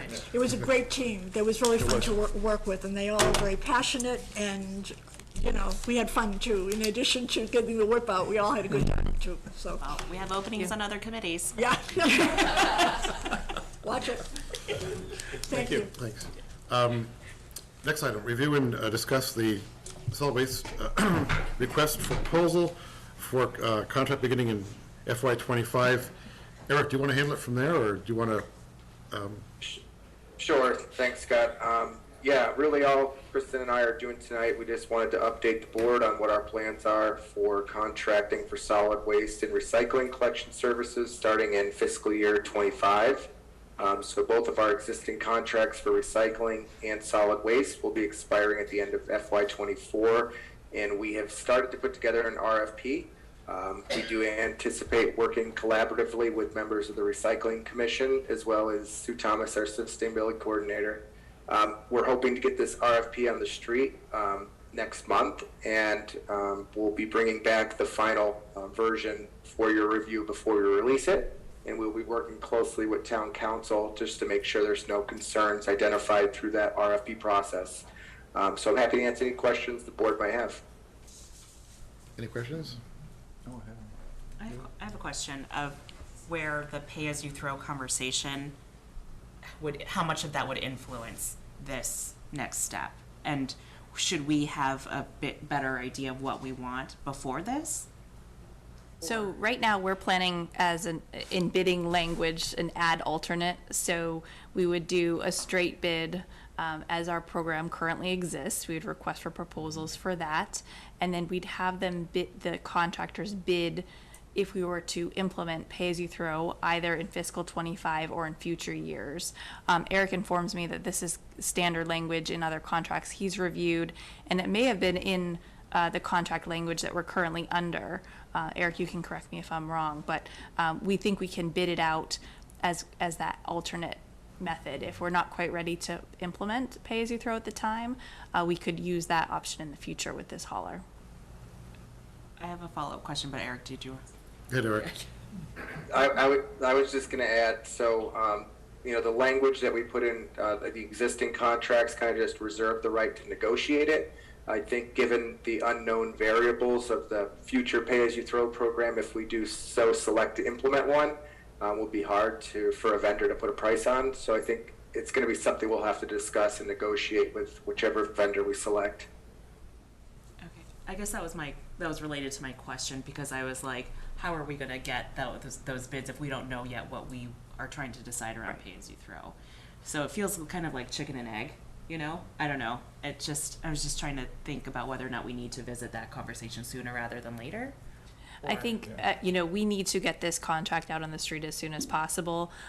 We're hearing from contractors that it takes almost a year to get vehicles and to line up those contracts. So I think actually we're already behind, but I don't want to rush things that we're not prepared and have everything in the contract, but I also don't want to hold up the process because we don't want to be without a vendor on July 1st of 2024 and sending whoever town staff out to pick up solid waste. So we really do need to move as quickly as possible. Scott, one last thing to add. I was just going to say that the RFP that we used, we happened to borrow it from our friendly neighbors in Bedford. So they graciously shared that with us, and it's written to be fairly open-ended. So they recently used a similar RFP, and they had 7 proposal responses, which is more than we've ever received. So we're hoping by using this open-ended format, we can get some more interest in our contracts. Great, thanks. Sounds good. Eric, Kristen, Sure. sounds like we're on the right path, and look forward to seeing the final version. Yeah, this is one of our top priorities, so you'll see it back as soon, most likely on the April 11th, because we'll have to go out to bid very shortly thereafter. Next item, request to approve the Mental Health Awareness Month Select Board Proclamation. I don't know, Ray, do you, We have Nicole Laviolette. oh, sorry, Nicole, sorry. That's okay.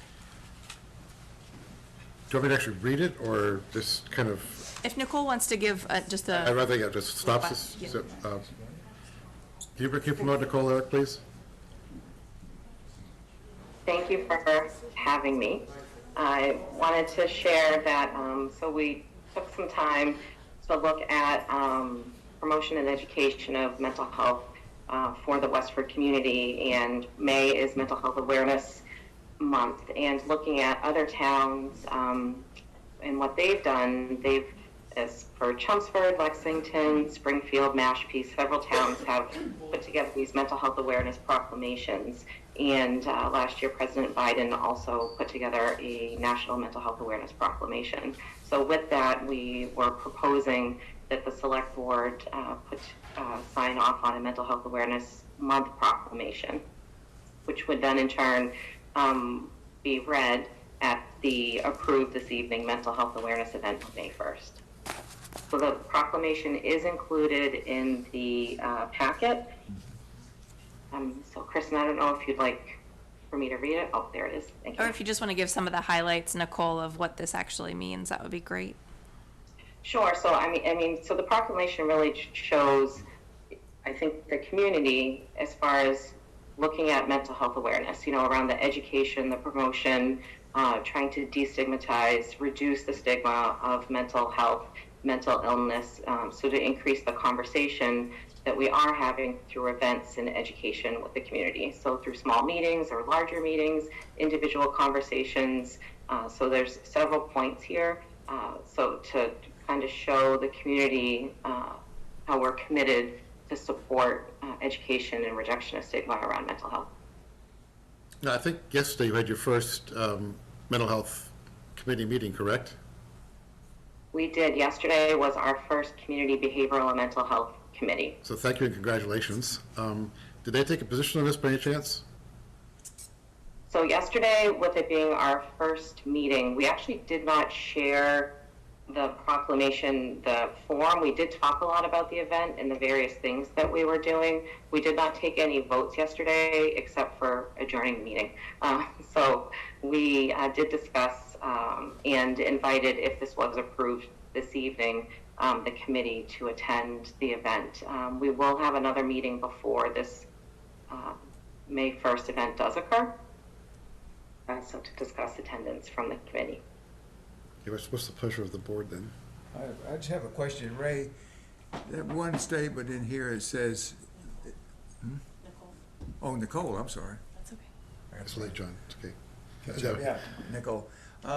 Where it says that mental illnesses are real and prevalent in our nation, and half of us will have mental health diagnosis at some point in our lives. Where did that come from? Prevalent. See, that widespread and more than half. Is that? So we really, so we borrowed from other proclamations through Massachusetts and through the proclamation that President Biden provided last year for Mental Health Awareness Month in May of 2022. So unfortunately, to directly answer your question from which town we borrowed that from, I can't answer your question, but I can get the data back if you would like to hear the information before approving this. That's not necessary. It just seemed kind of scary that it's that much. And if that's real, then we need to do something. It is very prevalent, and I think it's a conversation. I think it does surprise people, as far as, and I think that's where that conversation comes from, to normalize the conversation so that people feel comfortable asking for help and talking about their challenges so that they can be supported. And that's a piece of this, is so that we can continue to educate the community so that more people do feel comfortable, conversing about their challenges and feeling comfortable asking for help. Okay. I have a comment and a question. One is that, well, I would totally supporting a proclamation, but I guess it's kind of weird if the committee hasn't voted on this or also supported it officially. So I feel like I don't want to hold it, but also at the same time I'm like, shouldn't they vote on this first before we do? And my second question or comment or possible edit is where it says, thanks Scott for letting me borrow this. 1, 2, 3, 4. Where stigma can be reduced by increasing the awareness of mental illness and available resources for those suffering from mental health conditions. I wonder if we should, instead of say suffering, say just people living with mental health conditions, because I don't want it to sound like any sort of negative way. It's just how it is. It's just how people are. So I would maybe consider changing the word suffering. But those are my two thoughts. So we still have 2 meetings between now and May. So it would be the pleasure of the board to either act and sign today, or I'll get Nicole's feedback as well of if you're able, would you like to get a recommendation from the Community Wellness Committee? I just feel like typically we do, if a committee is sponsoring it, that committee is then taking a vote, and Yes. I completely trust everyone that does support this, but just I think, good policy is to make sure we get that affirmation from the committee. Yeah. Just in case they have edits to this, Nicole, When we have time, I think it makes sense to do that. May I ask a question on that then? Sure. So our next, just with me being newer to the committees, so our next meeting isn't until April 24th. And so when is the next, the April, four meetings are the 11th and the 25th? Is The that 25th, right? yeah. By sugar luck, you're So the if you could 25th. vote on the 24th, we could have it on the 25th agenda. Okay, that'd be wonderful. Essentially, And event- thank you, yeah. Anita, for the edit. Or the And since suggestion. since the event in the common is early May, we got the I think it time. was good, so I don't think there'd be any problem. Yeah. And I expect almost no debate when it comes to us. It's just more a Yeah. case of having that affirmative vote, that's all. So thank you, Nicole. Sorry to keep you so late, but Oh, no worries, thank you. we'll get on faster next time. Any board reports or updates? Minutes for release, regular session, February 14th, 2023, and February 25th, 2023. Is there a motion to approve? So moved. Second. All in favor? Unanimous. And then, not for release, executive session of February 28th, 2023. Is a motion to approve but not release? So moved. Second. All in favor? Thank you. And town manager report. Sure. Thank you. So I will not give the state of the town presentation this evening unless you so desire. I know the 3 of you saw it on Saturday. This is more for visibility in keeping with the tradition from the past town manager. I gave a very short slide presentation on Saturday at the town meeting regarding the 2022-2023 state of the town of Westford.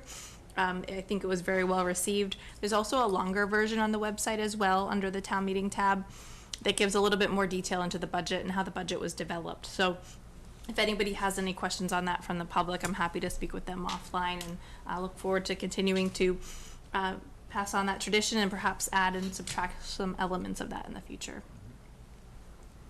The request to authorize the town manager to explore natural gas and electricity contract renewals. I'll have Eric speak to that very briefly, and then I think we'll have a short discussion on that as a board. Hi, everybody, I'm back. So in past years, we would come to the board periodically just to seek authorization to explore contracting for our municipal and school buildings for electricity and natural gas. We've made some good business decisions over the years, and our existing contracts are going to be expiring at different periods in 2024. So what we're looking for tonight is just authorization for Kristen to be able to work with myself and our energy broker to see what's available for current contractual options, and to be able to actually close on a contract if the rates are optimal. Happy to answer any questions. So just to add to that, I did sit in on an introductory meeting with Tradition Energy. Coming from a community that actually had their own municipal power, this is new to me. So I'm learning a lot about this from not only Eric, but Tradition Energy, and from the past where the town did sign some favorable agreements, generally a 3-year agreement for both electricity and for natural gas. And our contractor, Tradition Energy, monitors the market on a daily, if not hourly basis of when would be a good time to enter into these contracts or not, based upon current market conditions and perceived future market conditions. So I understand that the select board is the contract granting authority. So if you have any questions or want to provide any guidance, happy to receive that. But we're reviewing this on a daily basis and want to make the best decision for the town. We're also monitoring, there are other frictions and costs that will come into play for fiscal year 25. So again, trying to make the best decision that we can based upon timing for our electricity and natural gas costs. Now, in terms of electric power, is there any price differentials between generation type? I mean, between natural gas, wind, solar, so forth, or is this like one fixed price, and they have a market basket, or do we get to adjust that market basket? So Eric can correct me if I'm wrong, but I understand if we just go with a straight deal, no energy credits, it's one price, and then if you build in energy credits, I believe the price increases. Eric, can you correct me if I'm wrong? Typically we can add renewable energy credits after the fact, so they would shop for the cheapest base rate for us, and then if the board so chooses to have more additional renewable energy, that could be added after the fact. So we certainly can provide additional information next time we come back. Yeah, I think certainly we wanted to get the cheapest possible price, but given the fact we just had this report from our sustainability people, we also make sure keep that in mind, not looking at 3 years without. Sustainability coordinator has been involved in the conversations with Tradition Energy as well and providing their feedback. And Mike Berlinski has a question too. Okay, can you promote Mike, please, Eric? Sure. Long time no see. Thank you. Yes. Okay, thanks. Mike Berlinski, speaking as chair of the Clean Energy and Sustainability Committee, coming to you virtually now. Thanks for that. And yeah, thanks for that question and answer. I did just want to remind you all and appeal for the town staff to consider increasing the percentage of renewable energy in the municipal government and school electricity supply, given that it is a goal of the roadmap, and appreciate just considering it, understand there's price forces, and appreciate you involving our sustainability coordinator, as well as just involving us from the committee as appropriate. Thanks. Yeah, I think my takeaway is just sort of like if we can get like a range when the time comes, so that we can make a decision. Is there some premium we would pay to be more responsible or not? So, thanks. Eric, is there anything else we're missing? No, really, all we're looking for is a vote of the board just to authorize you to explore contractual options up to 36 months in duration, really. Do you need a vote, or do you want just the? We would need a vote. So is there a motion? So moved. Second. All in favor? You have our blessing. We'll keep the board apprised. Thank you. The next items are approval of grants, contracts, and that is all for today. So the first one, I'll take them separately. The first is a grant that the town of Westford received for dynamic speed feedback signs and school zone speed limit signs. This is being coordinated by the Department of Public Works. The next are contracts, one related to the Department of Public Health, which Ray Dick is on the line because I know there's been some questions on that. A request to approve the fire apparatus that was approved at town meeting. Timing is really of the essence on this one, as if we do not vote this evening, the price will increase tomorrow by a substantial amount. And an 800-day delivery time, that's incredible. And then a request for CHA consulting for the owner's project manager of $945,595. And I believe Ellen Rainfield may be on the line with any questions on that. I have a couple of questions. Okay. So we can take them one at a time if you wish, or all together. So, I mean, I guess, do we want to approve the grants right away, or is there any questions in the grant? I think the grant's okay. Okay, so is motion to approve the grant? So moved. Second. All in favor? Okay, so are there questions on the public health contract? Okay. I have a question, of just some like background onto this, because I know that there might have been more information that came in today and I missed it, or something, but could you just explain, Ray, like, this is something that we already have, that we're renewing? Right, so we have the health department is the host agent to the Department of Public Health's Shared Services Grant, which is, we are one of 4 communities. So right now we're in the middle of a 3-year grant, which is about $300,000. And that grant covers our regional health and wellness coordinator. It covers our grant manager and our accreditation coordinator, again, for all 4 communities. What happens is they send out a contract for each 3-year period. The Department of Public Health also sends out every year a renewal contract, which is presented also to you each year. And then this is brand new. So the Department of Public Health has had some, I want to say they're trying to simplify the process in which way they send out money via wire through these grants to municipalities. So they've asked us to sign on to this contract for procurement purposes to make sure that all future grants, we receive the funding in a timely fashion, and it's directly sent to us via wire process. So it is brand new, in which did flag some concerns. You can see that there's no funding attached to this grant. Our next 3-year grant cycle will come in July, which will also be presented again to you. That will have the funding attached to it. But you know, when I spoke to Jody some months ago about this when this came in, I did request the town council look at it. So that's why you'll see Greg's comments. He had no comments regarding the contract. But I don't know if you have any other specifics. So I just want to repeat back what you said to me. So basically, this is the procurement vehicle. This contract creates that, but. That's that same contract thing that we did with the library, similar. Oh, okay, all right. Thank you, Ray. Certainly. I've got, did you check into what the contract manager is defined as under this standard contract form, Ray? I'm sorry, could you say that again? I apologize. Well, there's when you look at the law, they've got a standard contract here, and they have a definition for contract manager. And I wondered if you were familiar with that. Yes, we are. We do have a contract and a manager, a grant manager as well, that falls under their role. They are the grant manager of this 3-year grant. Okay, thanks. All set? Okay, so John, your questions on the project manager for the library? Well, the contract's fine. I'll say let's take all the contracts at the end once, so if you've got questions for the library, just do that, and then take all 3. Okay, so. So thank you, Ray. I think we're done with you. Oh, yeah.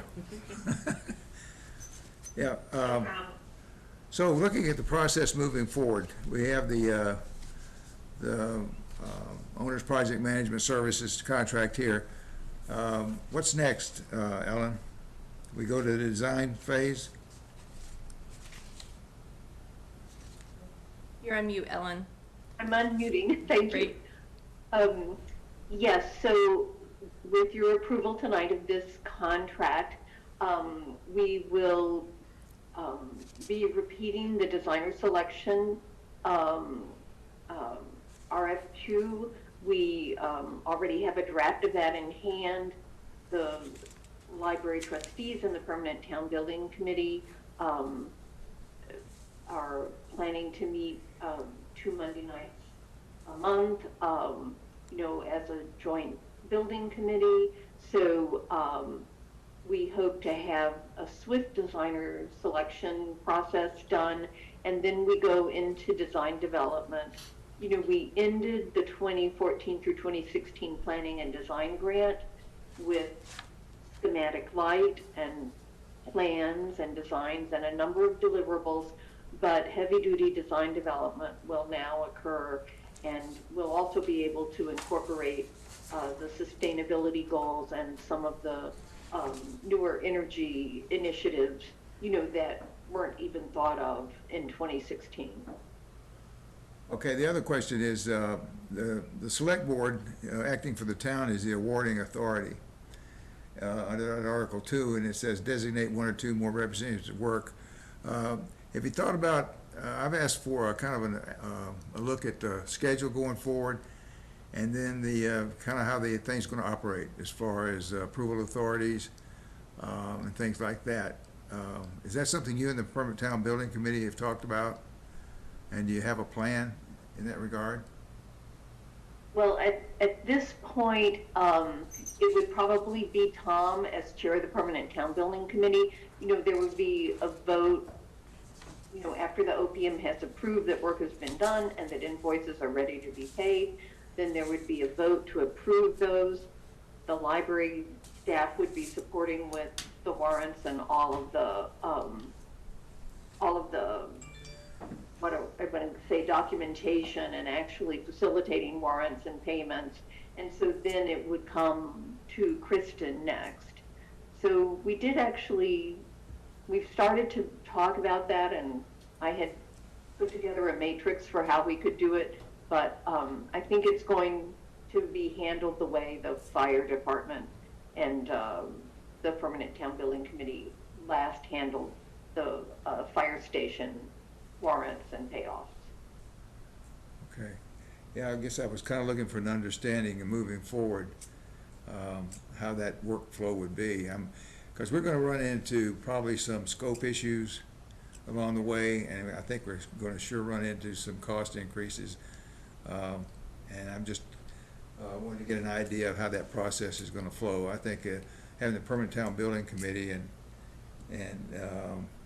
the trustees and you perhaps kind of explain that to us at some time in the future. And sustainability liaisons will be there as well. So, the good news is we are still hoping, originally we hoped it would be ARPA funds from the state, then we hoped it would be the supplemental budget from the state. Legislators spoke to us about pothole funds, and now on behalf of the 10 libraries that have grants, legislators are talking about a reserve capital fund, and the amount that we're talking about in that capital fund for Westford would be about $3.3 million, which would pay for the sustainability increases we anticipated. In addition, with the help of Kristen and Dan O'Donnell, we have appealed to Congresswoman Trahan for $2 million under the Federal Community Projects grant. And additionally, we know we will get rebates back as we pursue our energy initiatives. We know that there will be rebates back from utilities. And of course, the Friends have pledged to raise $1.3 million. So we are still very hopeful. And there's community preservation money. Of course, we would be competing for that, and that would have to be approved by that committee. But we are looking at all of these different ways to enhance the bond that was, or reduce the bond, that was passed. Okay, thank you. As a matter of process, John, whether it's fire station, the Rodenbush, if it comes to the town building committee, they get approved. Tom tells town manager, and then she can approve. We can pay them. So that's pretty well. Yeah, I understand. That's the process. Okay, so are we all questions answered? We can make a motion to approve the contracts. So moved. Second. All in favor? Okay, great. Thanks. 3-0. With that, we are almost complete. Is there a motion to waive reading of the correspondence? So moved. Second. All in favor? And motion to adjourn? So moved. All in favor? Thank you for staying with us tonight. Good night, Westford.